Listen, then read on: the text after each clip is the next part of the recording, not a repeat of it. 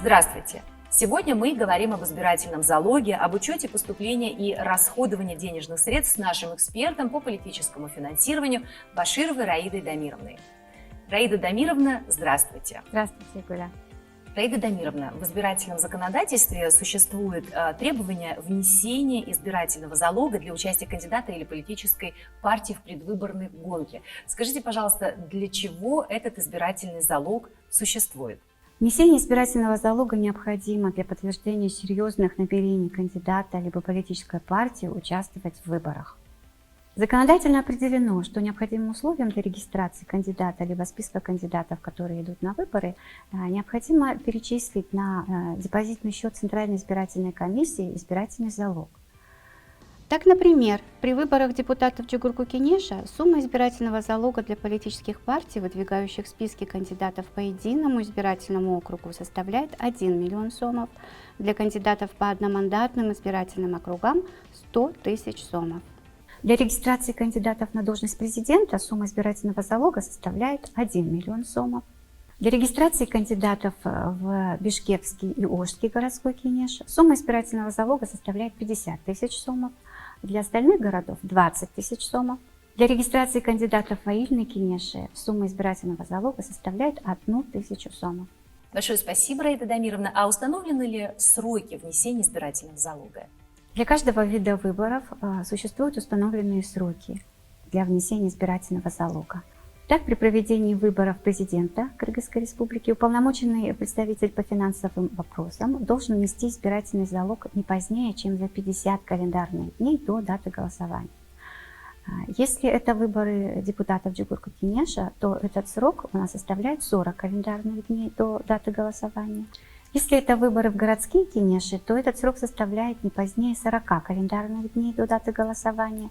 А если это выборы в Аильные Кенеши, то уполномоченные представители должны представить банковский документ не позднее, чем за 30 дней до даты голосования. Большое спасибо. Мы выяснили моменты, которые относятся к понятию избирательного залога. Но вот само определение «залог» предполагает, что он будет возвращен кандидату или политической партии. Есть какие-то условия для этого? Да, Игуля, есть условия. Избирательный залог возвращается кандидатам и политическим партиям, получившим определенный законодательный процент голосов избирателей, которые приняли участие в тех или иных выборах, при условии, что они вовремя предоставляют их финансовые отчеты о поступлении и расходовании средств в их избирательные фонды. Второе условие – это когда избирательная комиссия отменяет регистрацию кандидата либо список кандидатов политических партий для участия в выборах. Третье условие – если сами кандидаты либо политические партии отказываются от дальнейшего участия в выборах, но при этом до момента, когда изготовлена форма и текст избирательного бюллетеня.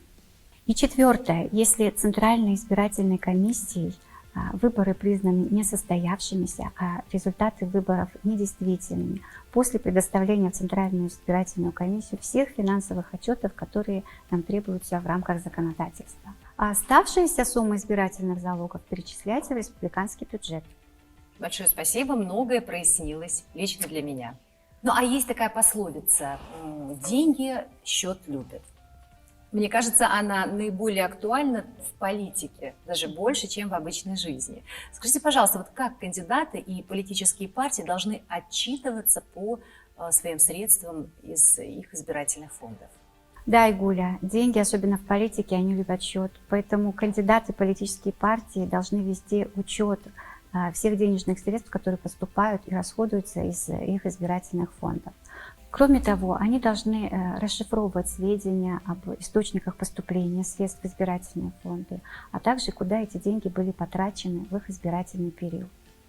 В свою очередь, банковские учреждения предоставляют в ЦИК свои сведения и информацию о поступлении и расходовании денежных средств по специальным счетам избирательных фондов этих кандидатов и политических партий. И эта информация в обязательном порядке должна опубликовываться на официальном сайте Центральной избирательной комиссии. Формы для учета и формы финансовых отчетов разрабатываются и утверждаются Центральной избирательной комиссией. Раида Дамировна, большое спасибо. Это был очень интересный, познавательный и полезный разговор. Спасибо, Благодарю Игуля. вас.